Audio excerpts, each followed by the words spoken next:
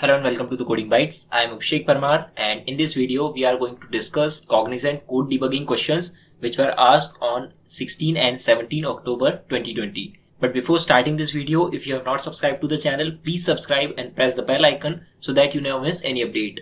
And if you want to practice more such questions, please visit our website www.prepdrive.in. The link is also available in the description. So this is our first question. The function count digits return an integer representing the remainder when the given number is divided by the number of digits in it.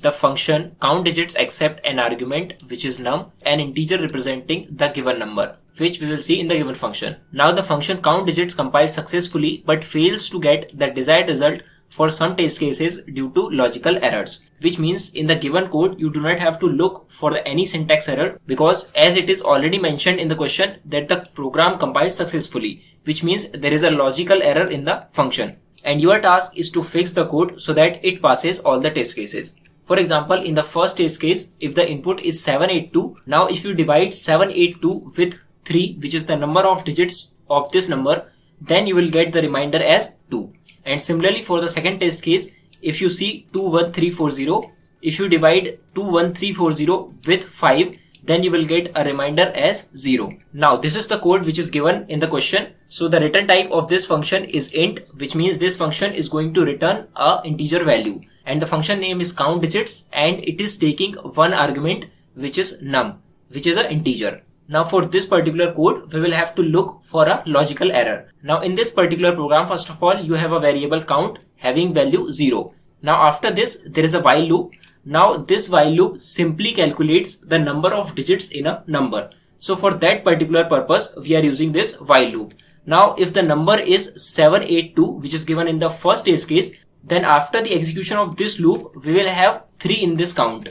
And at the end, as you can see, we are returning num modulo division count, which means the remainder after dividing num with count. But as you can see, the condition of this loop is num not equals to 0, which means after the execution of this loop, this num variable is going to be 0. And if you look at the return statement, there is a variable num which is used here.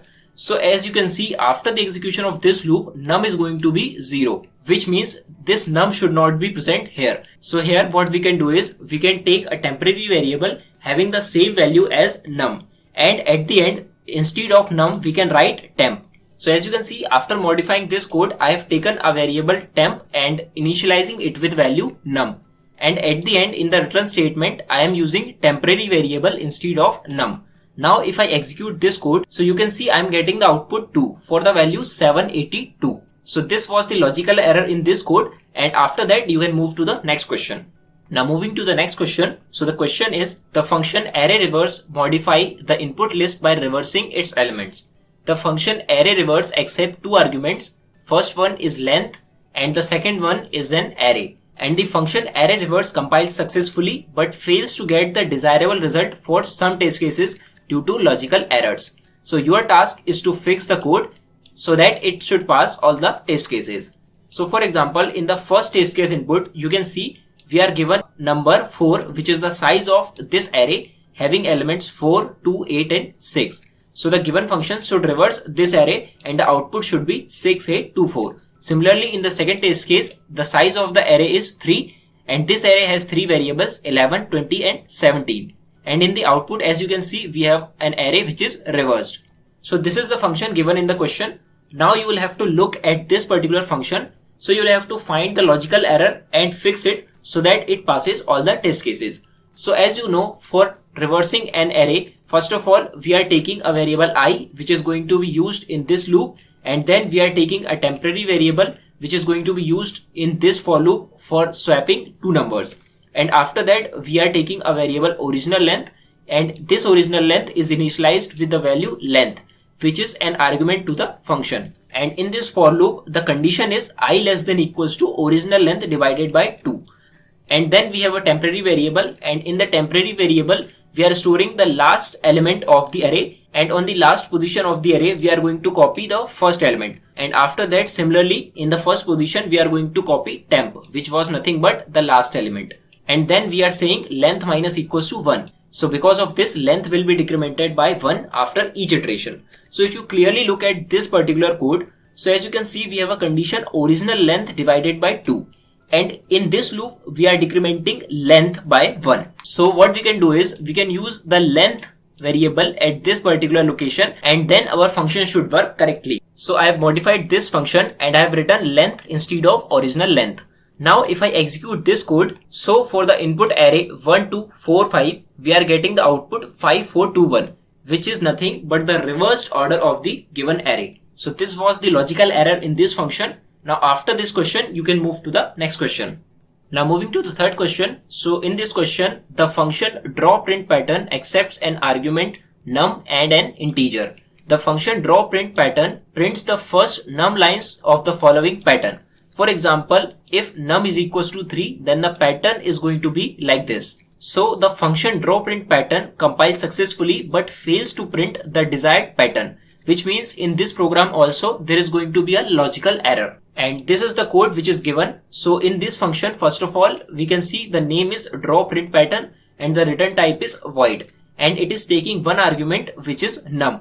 And in this function, we have three variables I, j and print. So I and j are going to be used in these for loops, and this print is a variable having value 1, and this value is going to be displayed on the screen. So before looking this function further, first of all, let's look at the logic of this code.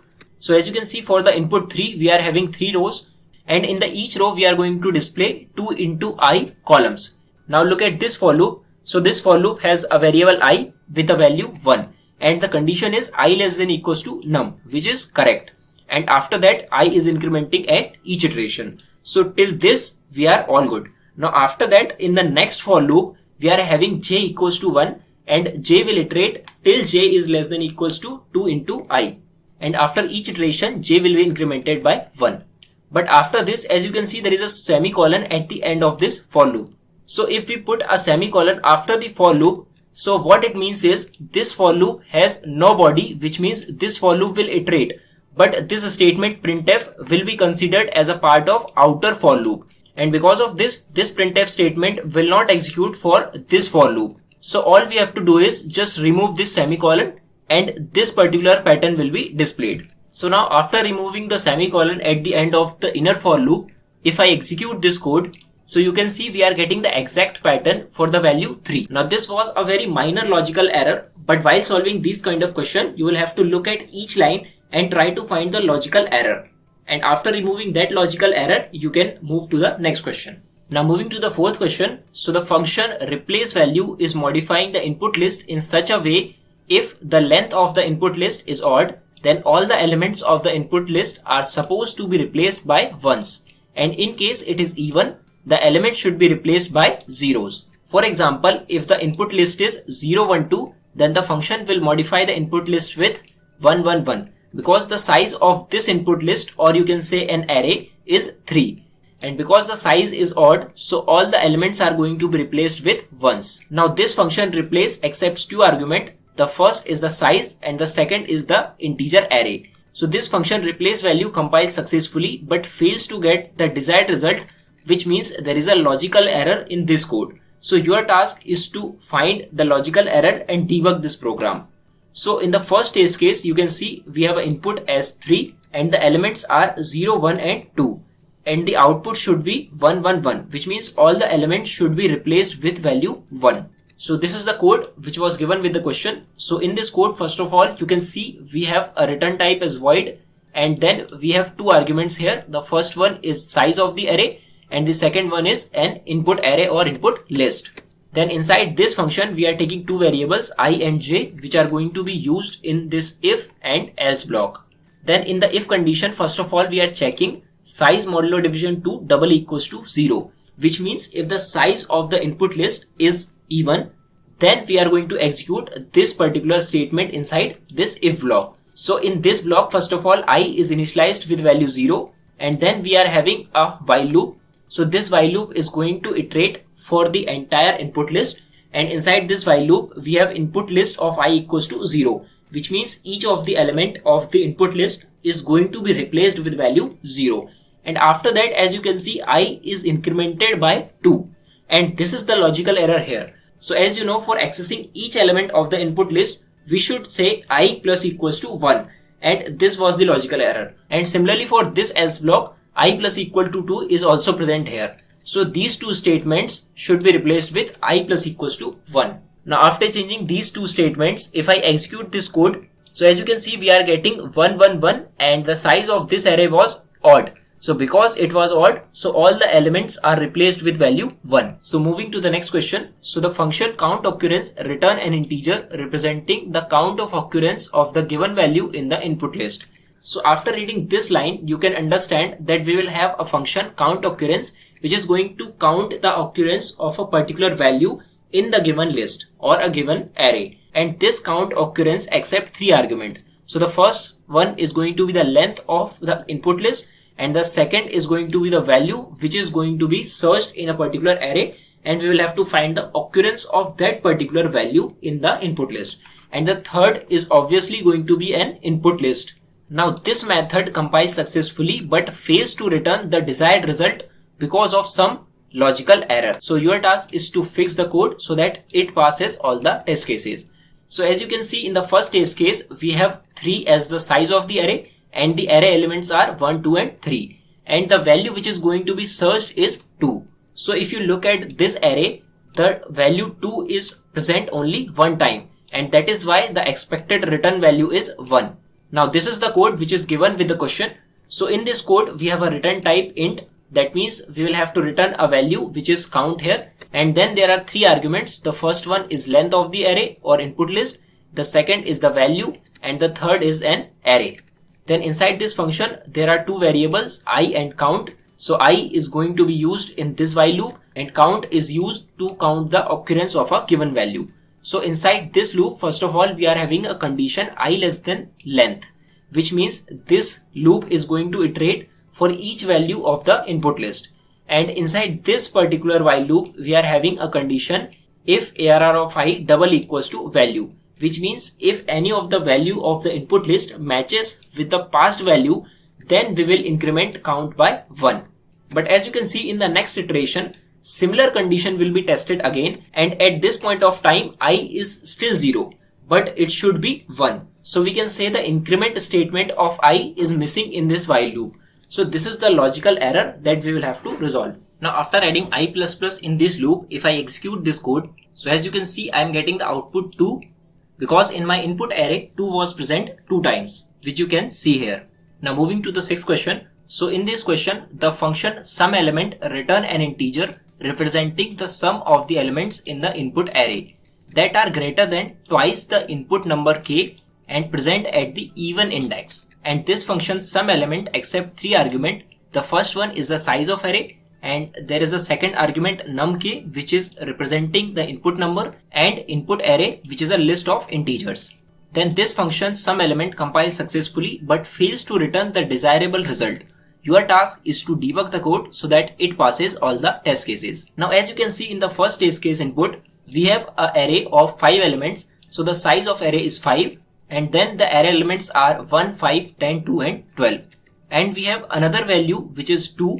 So we will have to find the sum of all the elements in this array which are greater than twice of this element, and also they should present on the even index. So as you can see, if you multiply this 2 with 2, so you will get 4. Now there are 3 elements which are greater than 4 in this array, which is 5, 10 and 12. But the element 10 and 12 are present at the even index. So if you add 10 and 12, you will get 22. So this is the code which was given in the question. Now in this function, first of all, we have a return type as integer. And as you can see, we have a return statement, return sum. So this is all okay. Now after that, we have 3 arguments, int size, num and then input array. So inside this for loop, we have a variable I which is going to be used in this for loop. And then we have a variable sum which has initial value 0. Now inside this for loop, first of all, if you see, I is initialized with 0 and the condition is I less than size, and I is incrementing by 1 in each iteration. Then we have a if condition. If input array of I is greater than twice of num k and I divided by 2 double equals to 0. So as you know, to find whether the index is even or odd, we will have to find the modulo division, which is the remainder. So we should use a remainder operator here instead of division operator. So this was the logical error, and after that in the next statement sum equals to input array of I. We can see the sum is initialized with the value input array of I, but after each iteration the value is not going to be added in sum. So sum is going to be different than what is required. So we will have to put a plus sign here. So this statement should become sum plus equals to input array of I. And this way we will get sum of the all elements which are going to be greater than twice of the input value and present at the even indexes. Now as you can see, I have replaced the division operator with modulo operator, and then I have added this sum with the input array of I in each iteration. So after modifying this code, if I execute this code for the first test case, you can see we are getting the output 22, which is the sum of 10 and 12. So this was the logical error in this code, and after this you can move to the next question. Now moving to the 7th question of this video. So the function calculate matrix sum returns an integer representing the sum of odd elements whose ith and jth index are the same. The function calculate matrix sum accepts 3 arguments. The first one is a row, the second one is a column, and the third one is a matrix or a two-dimensional array. And this function compiles successfully but fails to return the desired result for some test cases. Your task is to debug the code so that it passes all the test cases. So as you can see in this function, we have 3 arguments. The first one is row, the second one is column, and the third one is a matrix, which is a two-dimensional array. So what we have to do in this function is, we will have to calculate the sum of all the odd elements where I and j are equal. So in this function, first of all, we have 2 variables I, j, and then another variable sum having value 0. And then we have a for loop which is iterating for number of rows, and then we have a for loop which is iterating for number of columns. And in this for loop we have a condition if I double equals to j. And if this condition is true, then we are going to add that element to the value sum. Now in the question, the statement was that we will have to find the sum of all the odd elements where I and j are equal. So as you can see here, we have only one condition. So we will have to put another condition here which is going to check whether the particular element is even or odd. If the element is odd, then only we will have to add it to the value sum. So in this code, we have written a condition which is going to check whether that element is even or odd. So here we are saying matrix I of j modulo division 2 not equals to 0, which means it is going to check whether the element is odd or not. If the element is odd and I and j are equal, then only we are going to add that element to the value sum. And then at the end we will return sum. So that's it for today. I hope this video was very helpful for you. And if you want to watch such kind of videos in future, please don't forget to subscribe the Coding Bytes. And for the latest resources of all the companies and job updates, you can visit our website prepdrive.in. The link is available in the description. Do visit, and thanks for watching.